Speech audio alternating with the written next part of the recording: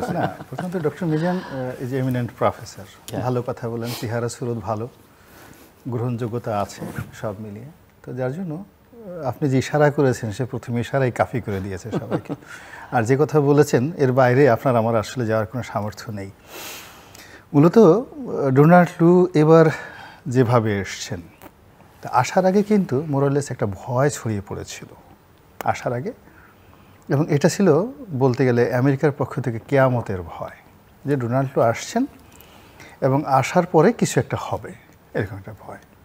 কিন্তু উনি আসার পরে যেভাবে বৈঠক করলেন, যেভাবে গেলেন এবং যেভাবে চললেন, তাতে বাঙালির সাহস ভীষণ রকম বেড়ে গেছে।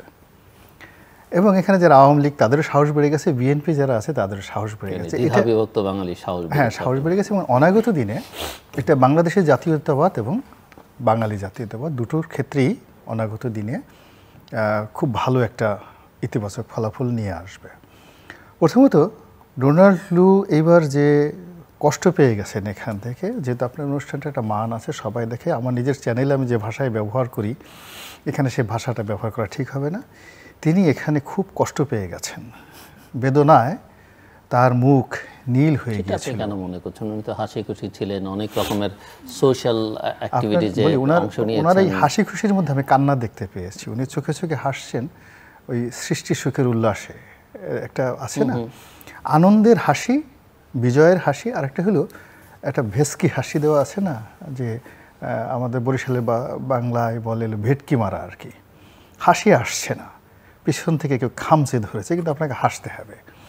তো ওইরকম ওনার হাসির মধ্যে বেদনা ছিল, পরাজয় ছিল, অপমান ছিল। কেন? প্রথমত দেখেন, উনি জনাব সালমান এফ রহমান সাহেবের বাসায় গিয়ে একটা বৈঠক করেছেন, নৈশভোজে গিয়েছেন। তো আমেরিকার যদি আপনি রাজনৈতিক পলিসি ধরেন, তাহলে সালমান এফ রহমান সাহেবের সঙ্গে তার বৈঠকটা তার বাসায় না হয়ে এটা যদি পররাষ্ট্রমন্ত্রী হাসান মাহমুদ সাহেবের বাসায় হতো। কিন্তু এটা তো আমরা নির্বাচনের আগের থেকে যতবার মিস্টার লু ঢাকা এসেছেন ততবারই মিস্টার সালমান রহমানের সঙ্গে বৈঠক করেছেন। আমি এটাই বলতে চাচ্ছি যে প্রত্যেকবারই তিনি এই কাজটি করেছেন। এই কাজের মধ্যেই আগেরবার আমরা সমীকরণ খুঁজি নাই, বাট এবার খুঁজেছি। নর্মালি আমরা যেটা জানি যে সালমান এফ রহমান সাহেবের সাথে চায়নার একটা ভালো সম্পর্ক আছে, পাকিস্তানেরও একটা ভালো সম্পর্ক আছে, যেখানে পাকিস্তানের যে প্রেসিডেন্ট তার ব্যক্তিগত বন্ধু। এবং আমরা এটাও শুনেছি যে ভারতের সঙ্গে তার একটা ভালো সম্পর্ক নেই। তো ভারতের সাথে যেহেতু ভালো সম্পর্ক নেই, আমেরিকার সঙ্গেও তার ভালো সম্পর্ক থাকবে না। মধ্যে যখন ভিসা নিষেধাজ্ঞা আসলো, তখন সঙ্গত কারণে সবাই পয়েন্ট আউট করেছে যে কয়জন লোক এই ভিসা নিষেধাজ্ঞার মধ্যে পড়তে পারেন, তার মধ্যে সন্দেহ দৃষ্টি সালমান এফ রহমান সাহেবের বাসায়, মানে তার দিকেই গেছে। তো সেই সালমান এফ রহমান সাহেবের কাছে যখন তিনি গেছেন, ওটাই তার প্রথম পরাজয়। এবং তার বাসায় গিয়ে তাকে খেতে হয়েছে, তার সঙ্গে পাশে বসে কথা বলতে হয়েছে। তো এখন এই জিনিসটি আসলে আমেরিকার সঙ্গে যায় না, ডোনাল্ড লুয়ের সঙ্গে যায় না। তারপরে তিনি অন্যান্য যে মানে তাকে নিয়ে পত্রপত্রিকার একটা উন্মাদনা ছিল, থাকতো সবসময়, বুদ্ধিজীবীদের একটা উন্মাদনা থাকতো। তিনিও মানে একেবারে রাজপুত্র, রূপকথা রাজপুত্র রূপে আসলেন। তো এইবার তিনি একেবারে রীতিমতো গ্ল্যাডিয়েটরের পর্যায়ে তিনি এখান থেকে তিনি গেছেন। এবং আমার মনে হয় এই ভদ্রলোকের অনাগত দিনে তিনি আর বাংলাদেশে আসবেন না। এর কারণ হলো, তিনি যদি শুধু আমেরিকান হতেন তাহলে হয়তো তার মধ্যে এশিয়ান রক্ত আছে। তো এশিয়ান রক্তের মধ্যে একটু লজ্জা শরমের একটা ভাব থাকে। এর কারণ হলো, যেখানে সরকার দলের সাধারণ সম্পাদক জনাব ওবায়দুল কাদের বলছেন আমরা তো তাকে দাওয়াত করে আনিনি। তো আপনি চিন্তা করেন, আপনার বাসায় কেউ গেছে, আপনি বাড়িওয়ালা, গৃহকর্তা, তো আপনি বলছেন যে কে এলো না গেল, লেদু গেদু ধলা, আমি তো তাকে দাওয়াত করে আনিনি। এর সে তো আসলে একজন ভদ্রলোকের অপমান থাকে না। তারপরে তিনি কেন আসছেন আমি তাও জানি না রাষ্ট্রের পক্ষ থেকে। এরপরে গৃহকর্তা যিনি প্রধান ব্যক্তি, বাংলাদেশের প্রধানমন্ত্রী শেখ হাসিনা, ইতিপূর্বে তিনি তার সঙ্গে বৈঠক করেছেন। এমন আমরা শোনা কথা যে প্রধানমন্ত্রীর সঙ্গে বৈঠক করার জন্য গণভবন, বঙ্গভবনে তার যাওয়ার চেষ্টার কোনো ছিল না, কিন্তু সেটা তিনি পারেননি। তিনি ডক্টর হাসান মাহমুদের অফিস পর্যন্ত গিয়েছেন এবং ডক্টর হাসান মাহমুদের সাথে কথা বলতে গিয়েও তাকে যথেষ্ট বিনয়, ভদ্রতা, তারপর তাকে ডিপ্লোম্যাটিক কার্টিসি, যেটা সচরাচর এই গত এক বছরে দেখা যায়নি, তাকে কিন্তু সেই জিনিসটা করতে হয়েছে। তো সেই দিক থেকে আমার ব্যক্তিগত অভিমত হলো যে মিস্টার ডোনাল্ড লুর যদি মানে ব্যক্তিগত এখানে পছন্দের বিষয় থাকে অনাগত দিনে, উনি আসবেন না। আর ওনার যদি ন্যূনতম শক্তি থাকে, সামর্থ্য থাকে, রিফিউজাল ক্ষমতা থাকে, তাকে অ্যাসাইন করলেও আসবেন না। দ্বিতীয়ত আমার যেটা মনে হচ্ছে যে মার্কিন যুক্তরাষ্ট্রে বাংলাদেশ থেকে তারা বিভিন্ন সময় যারা রাষ্ট্রদূত বা বড় বড় পদে চাকরি করে, এরা কিন্তু বাংলাদেশ থেকে যাওয়ার পর প্রায় সবারই কপাল পুড়েছে। আমি এই গত 10-15 বছর যে কজনের রাষ্ট্রদূত গেছেন তারা কোনো ভালো পদ পদবিতে যেতে পারেননি। মার্শা বার্নিকাটের কথা আলাদা, বাট বেশিরভাগ ক্ষেত্রে, আমি বেশিরভাগ কথাটা বুঝি, সবাই না। তো সেক্ষেত্রে এখানে যারা আছেন বা মিস্টার ডোনাল্ডও আছেন, তাদেরকে একটা টার্গেটের উপর তারা কাজ করেছেন। সেই টার্গেটে তারা এই বাংলাদেশের ব্যাপারে আমেরিকাকে একটা আশাবাদ দিয়েছে। আদারওয়াইজ প্রায় প্রতিদিন যেখানে পররাষ্ট্র দপ্তরে বাংলাদেশকে নিয়ে ব্রিফিং হতো, it's not a matter of joke. তারপর মিস্টার ব্লিংকেন সরাসরি যেখানে কথা বলেছেন, যেখানে বাইডেন পুরো বিষয়টা জানতেন। তো সেখানে যে রেজাল্টটা আসছে, সেই রেজাল্টে বাংলাদেশে দাঁড়িয়ে তাকে বলতে হলো যে আমরা এই নির্বাচনের আগে যা কিছু করেছি, এখানে একটা বিরূপ পরিস্থিতির সৃষ্টি হয়েছে, একটা হার্ড টাইম গিয়েছে, কঠিন সময় গিয়েছে, অপ্রীতিকর অনেক ঘটনা ঘটেছে, এবং আমরা এই জিনিসগুলো ভুলে যেতে চাই, আমরা আর পিছনের দিকে তাকাতে চাই না। এটা হলো ভদ্র ভাষায় বলেছেন। আর যদি ইসলামিক আদায়, হুজুরের কাদায় হয়তো তো বলতেন তওবা আস্তাগফিরুল্লাহ, লা হাওলা ওয়ালা কুওয়াতা ইল্লা বিল্লাহ। এবং এটা উনি চেষ্টাও করেছেন, উনি সালামও দিয়েছেন। নর্মালি দেখেন এই সালাম নিয়ে কিন্তু অনেক গণ্ডগোল হয়। এই ফিলিস্তিনে গিয়ে কি হচ্ছে, এটা আরবি ভাষা নিয়ে সমস্যা হয়। তো সেই আরবি ভাষা সে বক্তব্য শুরু করেছে সালাম দিয়ে, আসসালামু আলাইকুম দিয়ে সে তার বক্তব্য সে শুরু করেছে। তো বুঝেন যে সেটা তো তারা চেষ্টা করে কোনো দেশে গেলে তাদের ভাষায় কথা আগে তো আমাদের ভাষা হলে সুপ্রভাত বলবে, এটা তো সালাম আমাদের ভাষা, সালাম আমাদের ভাষা না। সে যদি আরব দেশে যায় তো সেখানে গিয়ে বলবে আমরা তো সালাম দেই। যাক, এনিওয়ে, তো এই জিনিসগুলো সে যখন বলছে, বলার পরে আমার কাছে যেটা মনে হয়েছে যে তিনি তার সর্বোচ্চ যে জায়গা, সেই জায়গা থেকে তিনি সরে আসছেন। এবং যে কথাগুলো তিনি, আমেরিকানরা সাধারণত সরি বলে না, সাধারণত আমি কখনো এদেরকে সরি বলতে দেখি না। ভিয়েতনাম যুদ্ধে হাজার হাজার টন তারা বোমা ফেলছে, বোমা ফেলার পর একেবারে ভিয়েতনামের যখন একেবারে যুদ্ধ সাইনিং হবে তার আগে আরেক দফা বোমা ফেললো, যে কেবলমাত্র তাদের জিতটা রাখার জন্য। এবং শুধু তাই না, আপনি দেখেন এই যে অ্যাটম বোমা তৈরি করা হলো, আমি পড়তেছিলাম যে ফ্র্যাঙ্কলিন ডি রুজভেল্টের কাহিনী, যে আমেরিকার পরপর 4 বার যিনি নির্বাচিত হয়েছেন, দ্য অনলি প্রেসিডেন্ট, আর কোনো প্রেসিডেন্ট 2 বারের বেশি হয়নি। এই ভদ্রলোককে কিন্তু মেরে ফেলা হয়েছে এই কারণে যে তিনি এই জাপানে পারমাণবিক বোমা ফেলতে চাননি। এজন্য তিনি যখন ছিলেন, রেস্টে ছিলেন, ওই একে বলা হয় লিটল হোয়াইট হাউস, সেখানে তাকে মানে ক্লিনিক্যালি তাকে ডেড ঘোষণা করা হয় এবং এখন পর্যন্ত তদন্ত হয়নি। সিমিলারলি কিউবার যখন প্রবলেম হলো, আমেরিকা সবাই চেয়েছে যুদ্ধ করার জন্য, কিন্তু জন এফ কেনেডি যুদ্ধ চায়নি, সেটা শান্তিপূর্ণ সমাধান করেছে। এই জন্য দেখেন তার মাথার সামনে থেকে গুলি করা হয়েছে, পিছন থেকে গুলি করা হয়েছে, এবং এখন পর্যন্ত আমেরিকার মতো জায়গাতে সেই তদন্ত রিপোর্ট প্রকাশিত হয় না যে কেন এই কারা কি উদ্দেশ্যে প্রেসিডেন্ট জন এফ কেনেডিকে গুলি করলো। সেম আপনার আব্রাহাম লিঙ্কন, কি তার অপরাধ ছিল? দাসপ্রথা উচ্ছেদ করেছে। তারপরে দেখেন আপনার মার্টিন লুথার কিং জুনিয়র, সে কিছু বলেনি, সে বলছে আমি একটা স্বপ্ন দেখছি। কি দেখছি? একজন ব্ল্যাক ম্যান আর একজন হোয়াইট ম্যান পাশাপাশি বসে তারা গল্প করবে এবং একসাথে হাত ধরে চলবে। এই স্বপ্ন দেখার অপরাধে তাকে গুলি করে মেরে ফেলা হয়েছে। এটা হলো তাদের জিদ। তো সেই জিদের জায়গা থেকে এসে যখন বাংলাদেশে তারা আবার বলেছে আমি সরি, এটার দুটো দিক আছে। সরি বলছে এইভাবে, মানে তবা বলছে এইভাবে যে আমরা ভুলে যেতে চাই, পিছনের দিকে তাকাতে চাই না, আমরা নতুন একটা সম্পর্ক স্থাপন করতে চাই। এটা আমেরিকার ইতিহাসে নেই। তারা এখন পর্যন্ত ইরাকের ব্যাপারে সরি বলেনি। নট ইভেন বুশ রিটায়ার্ড করার পরে ইরাকের ব্যাপারে সরি বলেনি।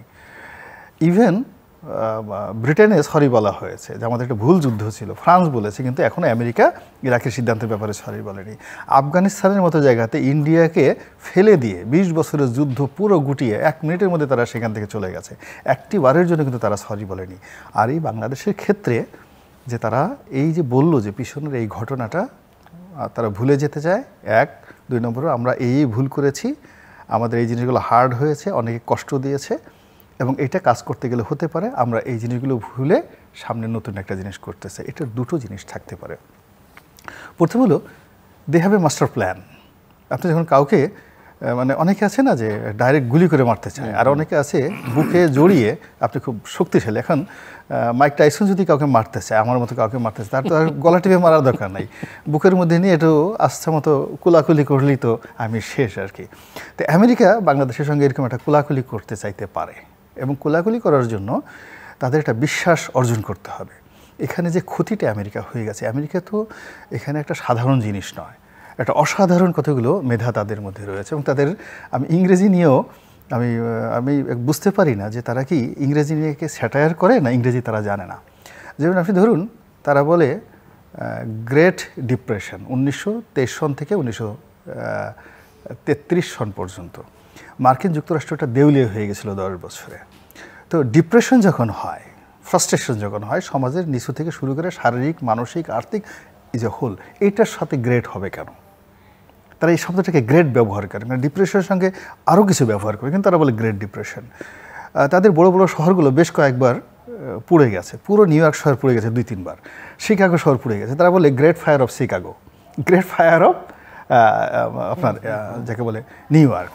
এরপর তারা দ্বিতীয় বিশ্বযুদ্ধে তাদের একেবারে জানি শত্রু। তারা যদি দ্বিতীয় বিশ্বযুদ্ধ না হতো, তাহলে তারা যে পরবর্তীতে যে যুদ্ধটা করতো সেটা চীনের সাথে যুদ্ধ করতো, মাও সেতুংয়ের সাথে যুদ্ধ করতো।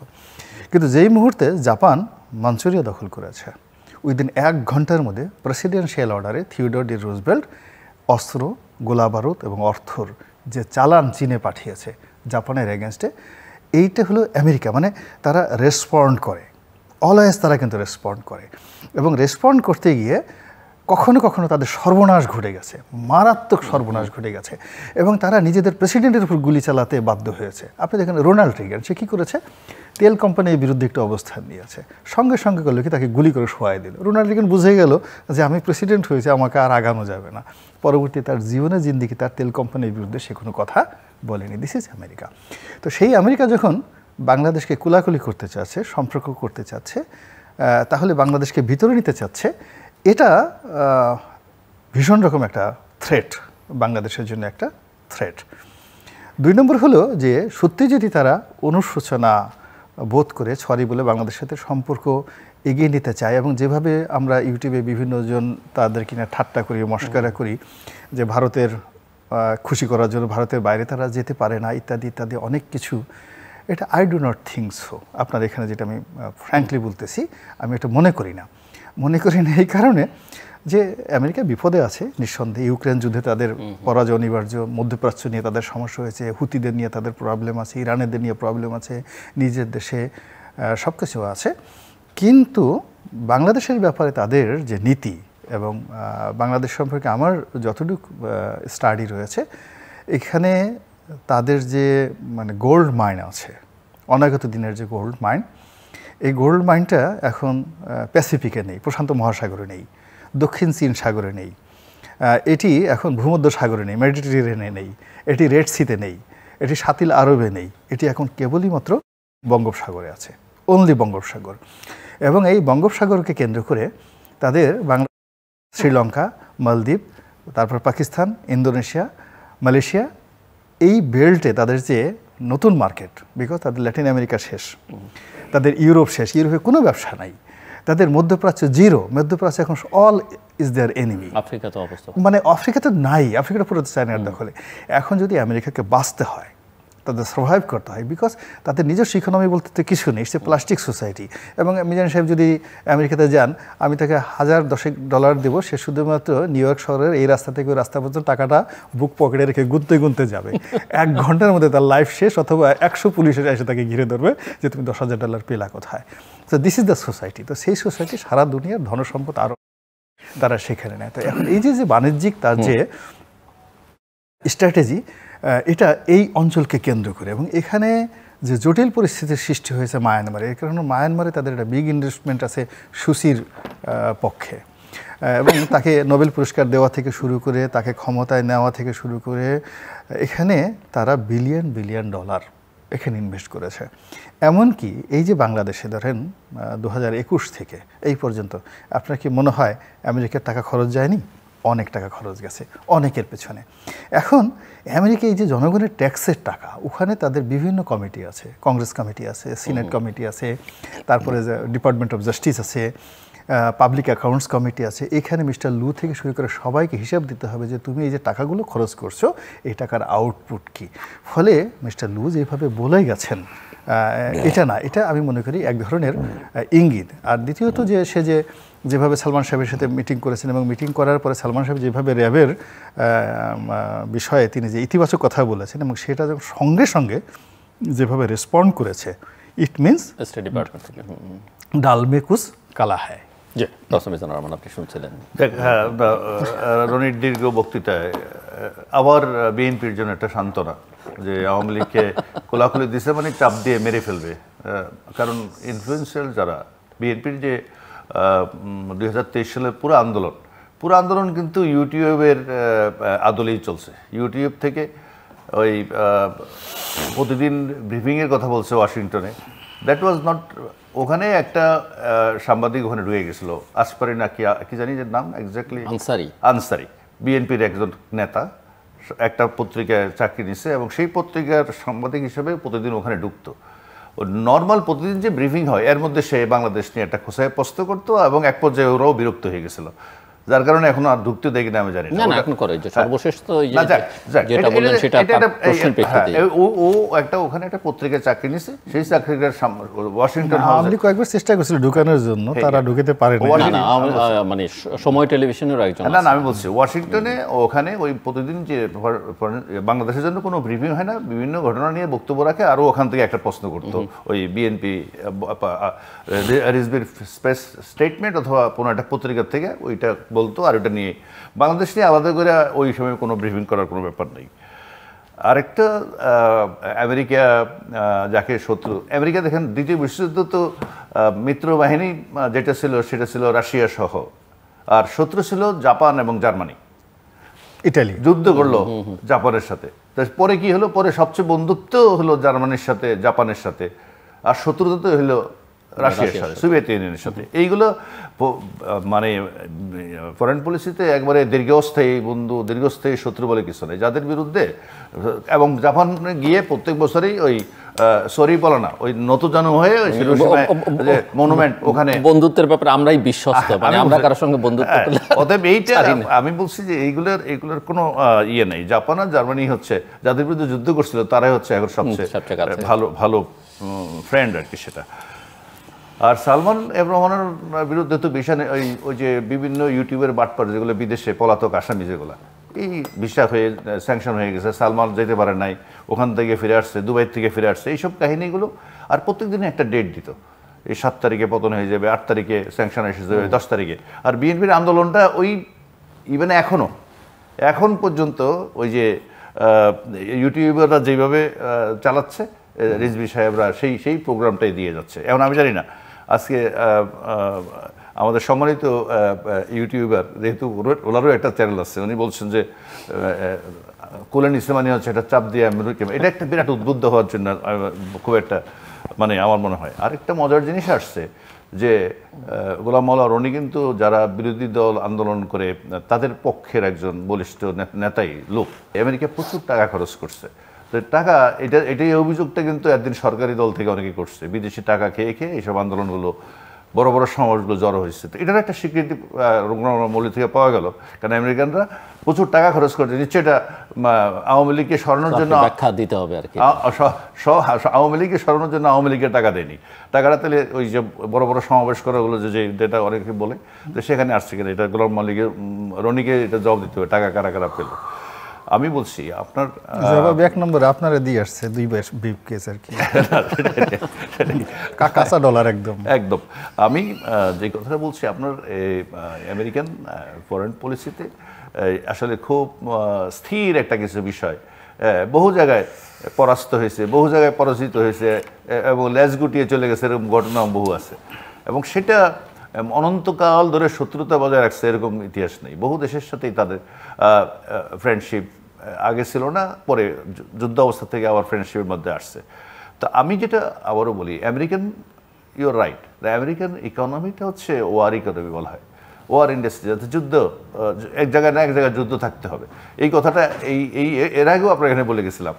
যেদিন আফগানিস্তান থেকে সৈন্য প্রত্যাহার করা হলো, তখন এমনি একটা টকশো চলছিল, এবং ব্রেকিং নিউজ হচ্ছে আমেরিকান থেকে আর আফগান। তখন ওই যে টকশোতে যেটা হয়, পশ্চাৎ ওরা কোনো কুলকিনার থাকে না যে স্যার আমেরিকানরা সিদ্ধান্ত নিচ্ছে, কোন টিভিতে বড় নেই এই ব্যাপারে আপনার আমেরিকানরা চলে যাচ্ছে আফগানিস্তান থেকে। আমি তখন বলছিলাম যাচ্ছে তো, কোথায় যাচ্ছে? ওরা কি আমেরিকায় যাচ্ছে?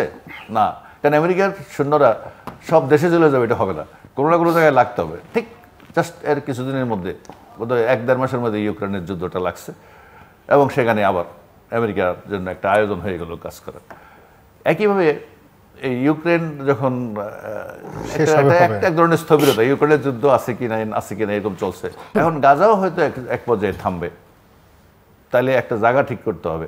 ইতিমধ্যে জায়গা ঠিক করছে ওরা, এই যে তাইওয়ান এবং এই এলাকায় নিয়ে একটা উত্তেজনা আছে, এইসব জায়গায় করতে হবে। যেটা বলছে রিসোর্স ওই দিকে আর খুব একটা এক্সট্রাক্ট করার মতন বেশি নেই, এই জায়গায় এখনো টাকা বা সম্পদ রয়ে গেছে। তো এখন এই দিক দিয়ে লাগবে, কেনা বলা হয় তাইওয়ান দিয়ে, চায়না এই দিক দিয়ে লাগবে। এবং সেই জন্যই আসলে এই ইন্দো প্যাসিফিক যেটা বলতেছে, এই একটা বিরাট লম্বা একটা করিডোর তাদের থাকা দরকার, এবং সেটার জন্যই আসলে এই এত কিছু ওই কোয়াড এটা সেটা বিভিন্ন কিছু করা হয়েছে, জাস্ট টু এক্সপ্লয়েট এই এলাকাটা তাদের এখনও বাকি আছে। তো সেটা করার জন্য আমি মনে করি এই যে ডোনাল্ডো আসছে, এবং এটা একেবারে এইটাই একটা মানে ভবিষ্যৎ পরিকল্পনার অংশ হিসাবে যতটা না, এসে বলছে আমি তাৎক্ষণিকভাবে এখন যেটা একদম যে বাংলাদেশকে একটা বন্ধু হিসাবে, বাংলাদেশকে তাদের সহযোগী হিসাবে তারা এখানে পেতে চায়। আর পেতে গেলে এটাকে, যেহেতু শেষ পর্যন্ত এখন যুদ্ধটা চায়নার সাথেই হয়তো পরোক্ষভাবে, ইউক্রেনে যে যুদ্ধ হচ্ছে এটা কিন্তু এক অর্থে রাশিয়া ভার্সাস আমেরিকা ন্যাটো এর বিরুদ্ধে যুদ্ধ হচ্ছে। ইউক্রেনের তো ওইভাবে সামর্থ্য নেই যুদ্ধ করা, কতক্ষণও টিকতে পারে। পুরো যুদ্ধটাই হচ্ছে, হয়তো সৈন্য পাঠাচ্ছে না, কিন্তু পুরো যুদ্ধটা হচ্ছে আমেরিকা ভার্সাস রাশিয়া। তো সেই যুদ্ধের পরিণতি আমরা দেখতে পাচ্ছি। আমার তো মনে হয় না যত টাকা দেখ, যত রিসোর্স মোবিলাইজ করুক, যত অস্ত্র দেখ, সেখানে রাশিয়া হেরে যাওয়ার কোনো সম্ভাবনা আমি অন্তত দেখি না। রাশিয়া হেরে যাওয়া অসম্ভব একটা ব্যাপার। এখানে এদেরকে হাঁটতে হবে, অত থামতে হবে এক জায়গায়। তাহলে সেই বিষয়টা, যেই প্রেক্ষাপটটা তৈরি হয় এখানে, একটা পর্যায়ে যদি ওগুলো সব মিটমাট হয়ে যায়, ইউক্রেন যুদ্ধ শেষ হয়ে গেল, মধ্যপ্রাচ্যে কোনো উত্তেজনা নাই, তাহলে এই অস্ত্র সম্ভার যেগুলো আছে, ওয়ার ইন্ডাস্ট্রি, এটা কী করবে? তো সেজন্য কোনো জায়গায় উত্তেজনা থাকতেই হবে।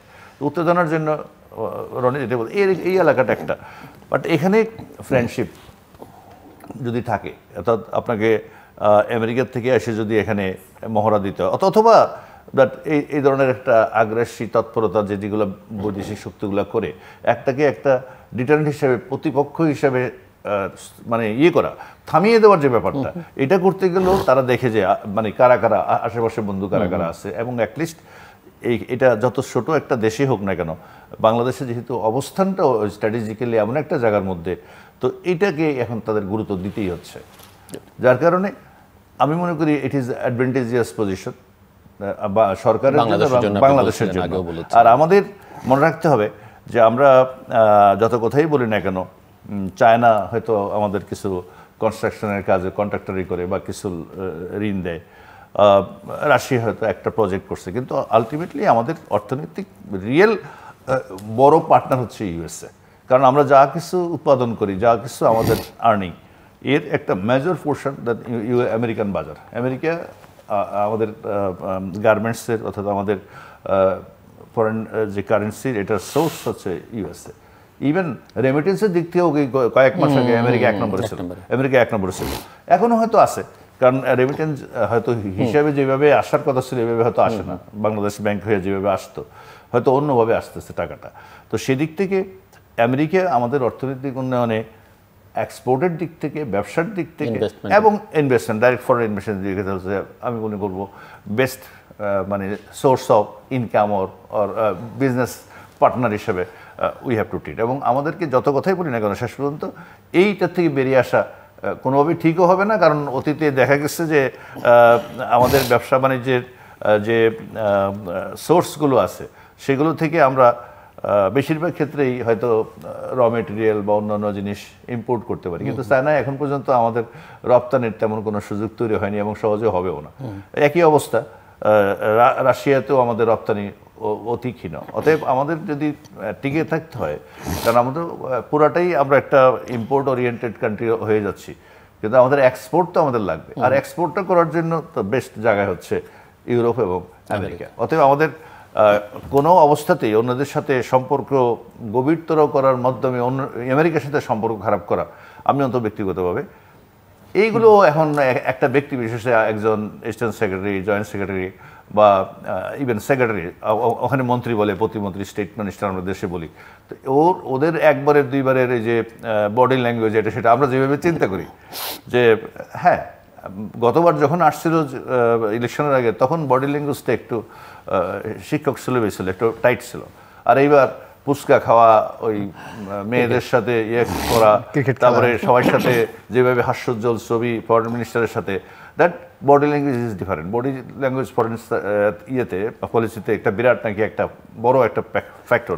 এগুলো অ্যানালাইসিস করার জন্য এক্সপার্ট আছে, যে এই তার হাঁটা চলা কথার মধ্যে দিয়ে অলরেডি আমরা কিছু দেখেছি। তা আমার কেন জানি মনে হয় আর কি ওই এখন আর ওই গোলাম মোল্লা রনি যেটা বিএনপিকে আশ্বস্ত করতে চাইছে যে বুকে নিয়ে একটা চাপা দিয়ে দিবে, এইটা মনে হয় না আর কি। এটা দিয়ে কতটা বিএনপি আশ্বস্ত হবে, কারণ বিএনপি বলে দিচ্ছে এখন আর আমাদের কিছুই যায় আসে না আমেরিকার ব্যাপারে। এবং তারা নাকি ওই পিনাকি যেটা বলে এটাই বলে যে ভারতের মাধ্যমে আমেরিকা তাদেরকে নির্বাচন থেকে দূরে রাখছে। এই কথা ইউটিউবাররা যা বলে এখান থেকে পল্টন থেকে একই জিনিস বলে। তো এইটা আমি জানি না।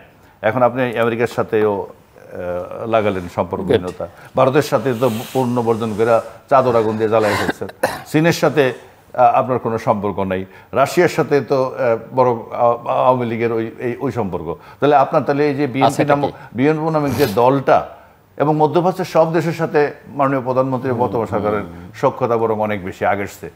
এটা কাতার, কুয়েত, সৌদি আরব যাই বলেন না কেন, তাহলে এখন আর তাহলে বিএনপির যে ফরেন পলিসিতে একটা থাকবে, এটা বিরোধী দল একটা ফরেন পলিসি থাকবে না, তো তারা কার সাথে যোগাযোগ করতেছে এবং তাদের মানে ওখান থেকে ইয়াটা কি, সোর্সটা কি তাদের? মিস্টার রনি অনেকগুলো প্রসঙ্গে একটা তো উনি বুঝতেই চাইছেন যে, বা বুঝতে না চাইলেও প্রশ্ন হচ্ছেন ইনভেস্টমেন্টটা আমেরিকা আসলে কার পেছনে করলো, আপনার কথার সূত্র ধরে। আরেকটা প্রসঙ্গ যে ভারতের প্রসঙ্গ, এখন ভারতের সঙ্গে যুক্তরাষ্ট্রের আপনিও বলছিলেন যে সম্পর্কটা ভালো, অনেকেই অনেকভাবে এটা ব্যাখ্যা করার চেষ্টা করে, কিন্তু দক্ষিণ এশিয়া আবার ভারতের সেই অর্থে কোনো মিত্র নেই, একমাত্র বাংলাদেশের মধ্যে বললো গভর্নমেন্ট তার ভালো মিত্র। তো এইটা আসলে আমেরিকা, আপনি যেভাবে বলছিলেন যে আমেরিকা এখানে বাংলাদেশকে চায় এবং ভারতকে বাইপাস করে তার আসলে কতখানি সম্ভব, যেটা আপনি বলছিলেন যে আপনি মনে করেন না ওই লেন্সে দেখেন। আরেকটা প্রসঙ্গে প্রফেসর মিজানুর রহমান আলোচনা করছিলেন, আমারও আসলে আলোচনার মধ্যে এটি ইচ্ছে ছিল যে এই যে তিস্তা প্রকল্প দীর্ঘদিন ধরে মীমাংসা হচ্ছে না, সমাধান হচ্ছে না, তিস্তার পানির ইস্যুটা, তিস্তার পানি, এখন আমি বলছি যে তিস্তার এখন প্রকল্প নিয়ে কথাবার্তা হচ্ছে, চীন এখানে ইনভেস্ট করতে চায় ইলেকশনের আগে থেকেই, এখন আবার ভারতের মধ্যে ঢুকে পড়েছে। সো এরও আসলে কি নিষ্পত্তি? মূল ব্যাপার হলো আমি আপনার অনুষ্ঠানে আসার আগে একটু লেখাপড়া করে আসার চেষ্টা করি, প্রস্তুতি নিয়ে আসার চেষ্টা করি, সেভাবে আসছি। কিন্তু সমস্যা হলো আমাদের দেশের লোকজন বোকা লোকদের বেশি পছন্দ করে, যারা একটু পড়াশোনা করে আসে তাদেরকে গালাগালি করে, সব জানতা শমশের, উনি ছাড়া বোধহয় আর কেউ কোনো কিছু বুঝে না। তো এই জন্য মানে যে বিষয়গুলো আছে, কথা বলতে গেলে একটা বিপদ আছে। যেমন আমি বললাম যে যখন যে কোনো একটা রাষ্ট্র, আপনি র বলেন, সিআইএ বলেন, আমাদের ইভেন পুলিশের একটা সোর্স মানি থাকে, একটা ছিনতাইকারী ধরার জন্য পুলিশের একটা সোর্স মানি থাকে। তো যখন এখানে একটা পলিসি সে ইমপ্লিমেন্ট করতে চাচ্ছে, সেটা ভিসা নীতি বলেন আর যা কিছু বলেন, সেটার পিছনে আমেরিকার একটা ইনভেস্টমেন্ট আছে, সেটা ইট may be $1, it may be $100। কিন্তু সেই $1 যদি হয়, সেই ইনভেস্টমেন্টের জন্য তাকে পাবলিক কমিটিতে জবাবদিহি করতে হবে। দ্যাট ওয়াজ মাই কোশ্চেন এবং দ্যাট ওয়াজ মাই রিপ্লাই। এখন সেটা কি, সেটার উত্তর আমি আবার দিয়ে দিচ্ছি। সেটা হলো তারা যে ভিসা নীতিটা যখন তৈরি করেছে, তখন কিন্তু প্রথমে তারা বলেছিল যে আমরা এই ভিসা নীতিটা পরীক্ষামূলক, এবং এটা প্রথম করা হলো এটা যদি কাজ করে, অনাগত দিনে কাজ করে, তাহলে ওয়াইডার রেঞ্জে আমরা হয়তো অন্যান্য দেশে গণতন্ত্র, মানবাধিকার প্রতিষ্ঠা, এই নীতিটা প্রতিষ্ঠা করবো। কিন্তু এর আগে বহু দেশে ভিসা নীতি তারা ভিসা নিষেধাজ্ঞা দিয়েছে, কিন্তু বাংলাদেশের জন্য যে ভিসা নীতি মিস্টার মিজান। বাংলাদেশের জন্য তো হ্যাঁ এটা স্পেশাল একটা ভিসা, এবং না ভিসা পলিসি ঘোষণা করা, এটা বাংলাদেশের স্পেশাল ভিসা পলিসি, এটা পরীক্ষামূলকভাবে ভিসা পলিসি। আর এটা হলো নিষেধাজ্ঞা যেটা র্যাবের বিরুদ্ধে দিচ্ছে, এটা অহরহ তারা সবার বিরুদ্ধে দেয় সকাল বিকাল। বাট যেটা ভিসা পলিসি যেটা করেছে এটা অ্যাবসলিউটলি পরীক্ষামূলকভাবে যেটা ফেল করেছে। এখন সেই ভিসা পলিসি প্রয়োগ থেকে শুরু করে সমস্ত ব্যাপারে তাদেরকে পাবলিক কমিটিতে জবাবদিহি করতে হবে, এটা হলো আমার বক্তব্য। এক। 2 নম্বরে যেটা হচ্ছে যে আমরা সত্যিকার অর্থে উনি যেটা বললেন যে একটা অ্যাডভান্টেজ পজিশনে আছি, অ্যাডভান্টেজ নিতে পারি, হ্যাঁ না না পজিশনে আছে আমরা ভৌগোলিক কারণে, তারপরে সময়, ভৌগোলিক কারণ প্লাস এই যে সময়টা যাচ্ছে এটা আমাদেরকে অনেক সুবিধা দিচ্ছে। ফলে অনেক দেশ ইচ্ছে করে আমাদের সাথে বন্ধুত্ব করতে আগ্রহী হচ্ছে, আর আমরা সেই সময়টাতে বার্গেনিং করে তাদের সাথে একটা ভালো বন্ধুত্ব করার সুযোগ পাচ্ছি। If I am not wrong, doctor Mizan এই কথাটাই বোঝাতে চেয়েছেন। তো এখানে আবার ভয়ও আছে। ভয়টা হলে একেবারে সোজা আমি বলে দিই যে আপনি দেখুন যে মায়ানমারে যে ঘটনাটা ঘটছে, এখানে মায়ানমারে যে ঘটনাটা ঘটছে, ঘটার পরে যদি এখানে আমরা চীনের সঙ্গে এই মুহূর্তে একটি এক্সক্লুসিভ পার্টনারশিপে চলে যায়, এবং স্পেশালি যদি এই যে $5 বিলিয়ন যেটা তারা ইএনএ দিতে চাচ্ছে, তো ইএনএ দেওয়া মানে আমরা ইএনএ নিয়ে চীন যে আমাদের কাছে $40 বিলিয়ন পাবে, সেটা যদি আবার সেই ইএনএ আমরা পরিশোধ করে আপাতত পরিস্থিতি সামাল দিই এবং তাদের আমদানি বাণিজ্যেও আমরা যে চীন থেকে আনছি সেই টাকাটা পরিশোধ করি, তাহলে ওই যে $5 বিলিয়ন আমাদের জাতীয় যে ডেপ্ট, আমাদের যে ঋণ আছে সেখানে যুক্ত হবে, কিন্তু তার সঙ্গে সঙ্গে আমাদের কোনো রিজার্ভে বা অন্য কোনো জায়গা থেকে কিন্তু আমাদের বেনিফিট আসছে। ও নো, তাহলে তো $5 বিলিয়ন তো US ডলার দিতে হইতো ওদের। হ্যাঁ একই তো কথা। না US ডলার না, ওটা তারা নিচ্ছে। আপনি তো আমেরিকান চায়না থেকে যেটা ইম্পোর্ট করছেন এটা পরিশোধ করবেন না। আমি জানি আপনি পরিশোধ না করতে পারা, না করা আর পাওয়া একই তো কথা হয় না। আপনাকে বলছি ইউএনটা দিয়ে সে শুধু তার সে $5 বিলিয়ন যে ডলার যেটা আছে, যদি সে ডলার আকারে আসতো সেই টাকাটা আমি ইন্ডিয়াকেও দিতে পারতাম, সেই টাকাটা আমি আকুকেও দিতে পারতাম না। ঠিক আছে, আমি এখান থেকে $50 মিলিয়ন আমি ওখানে দিচ্ছি, কিন্তু দেখা যাচ্ছে যে আমি যখন ইউয়ানে পাচ্ছি তখন আমার যার সাথে ইউয়ানে ব্যবসা হচ্ছে উইথ হুম তো $4 বিলিয়ন পাবে ওরা। যাক, এখন পুরোটাই তাদের ওখানে যাচ্ছে। এখন এখানে যে সমস্যাটা হচ্ছে এটা নিয়ে যদি আমেরিকার সঙ্গে এবং ভারতের সঙ্গে আমাদের কন্ট্রাডিক্ট শুরু হয়, কন্ট্রাডিক্ট শুরু হইলে আপনি দেখবেন যে পার্বত্য চট্টগ্রাম, খাগড়াছড়ি, বান্দরবন, রাঙামাটি, কক্সবাজার উত্তাল হয়ে পড়েছে। এদিকে আরাকান আর্মি, অন্যদিকে ভারতের যেই সীমান্তের যে সমস্যা, এবং সেখানে এখন যে রেজিমেন্ট সৈন্যবাহিনী দায়িত্ব রয়েছে তার দ্বিগুণ সেখানে বাড়াতে হবে। It's a huge burden for Bangladesh. So যার জন্য আপনি যেটাকে অ্যাডভান্টেজ বলতেছেন সেটা কিন্তু তখন আসলে আমাদের জন্য বুমেরাং হয়ে যাবে। This is one. সেকেন্ড যে জিনিসটা আমি বলতে চাইছি সেটা হলো তিস্তা প্রকল্প। এই তিস্তা প্রকল্প যেহেতু আমি পার্লামেন্টারি কমিটিতে ছিলাম, যোগাযোগ মন্ত্রণালয় সংক্রান্ত, এবং তখন কিছু কিছু পেপার, রাষ্ট্রিক অনেক গুরুত্বপূর্ণ পেপার দেখার সুযোগ হয়েছে। চায়না যেভাবে এই প্রকল্পটা তারা তৈরি করেছে, সেই প্রকল্পটা তৈরি করেছে এটা আসলে আমাদের জন্য উপকারী, দরকারি এবং এনভায়রনমেন্টের জন্য ভালো। এবং চায়না একটা তাদের দেশে একটা ইয়াংশি নদীর উপরে, আমি সেটা দেখে আসছি, 3 গর্জিয়াস প্ল্যান্ট, 3টা পাহাড়কে সংযুক্ত করে 3টা বাঁধ তারা নির্মাণ করেছে ইয়াংশি নদীতে, এবং সেখান থেকে তারা 40,000 মেগাওয়াট জলবিদ্যুৎ উৎপন্ন করে।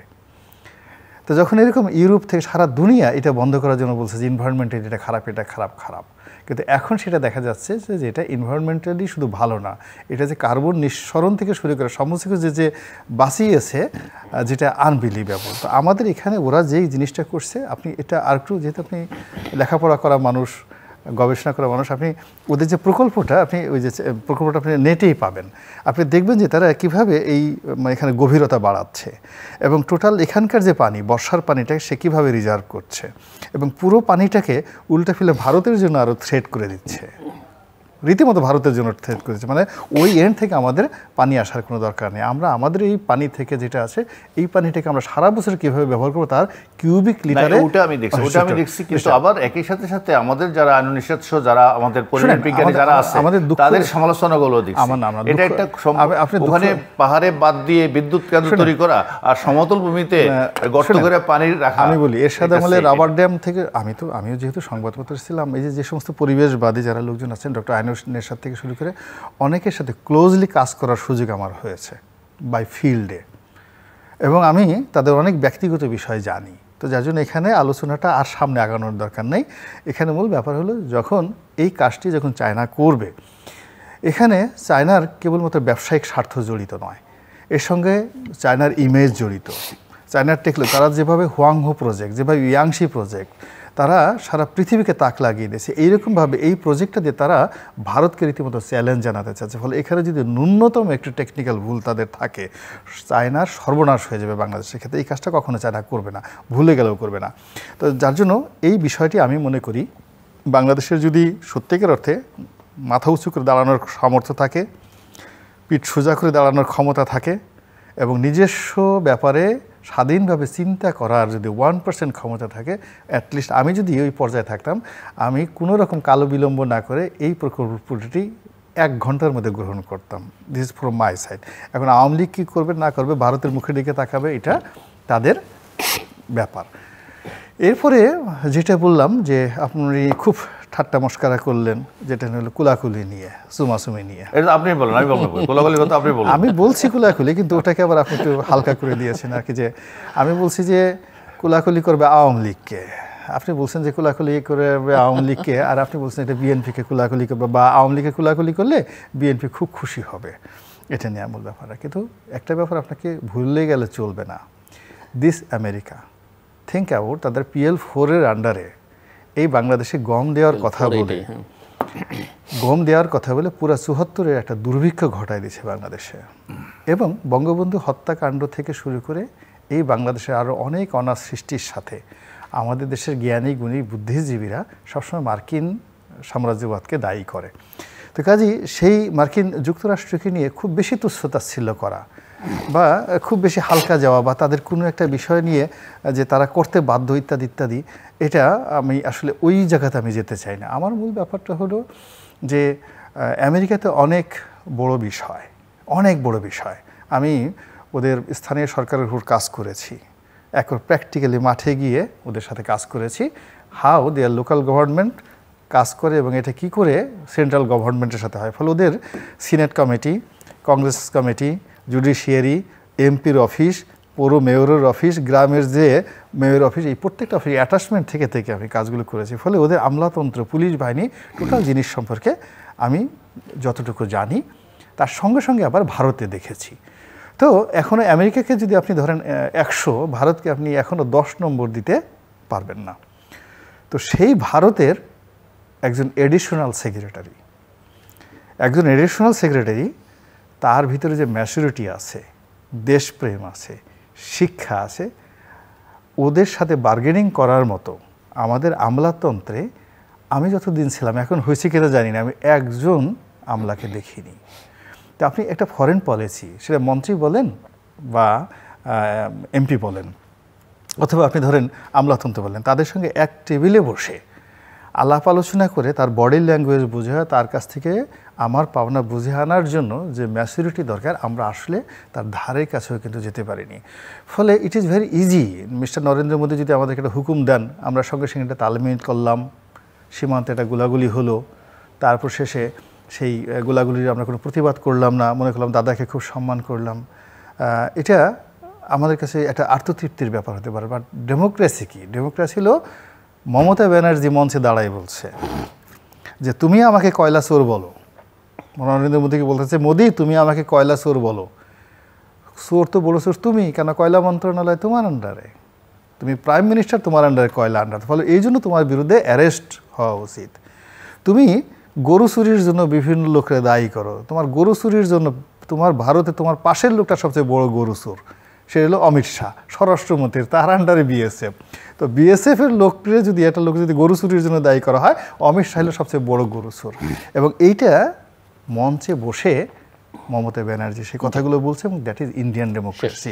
তো সেই ইন্ডিয়ান ডেমোক্রেসির সঙ্গে যখন আমাকে বার্গেনিং করতে হবে, আমি তার পদলেখন করে, তার হুকুম তামিল করে, বা তাকে একজন স্বৈরাচারী মনে করে আমি নিজে একজন স্বৈরাচারী হয়ে তার হুকুম তামিল করে মনে করলাম আমাদের একটা দোস্তি হয়ে গেছে, নট লাইক দ্যাট।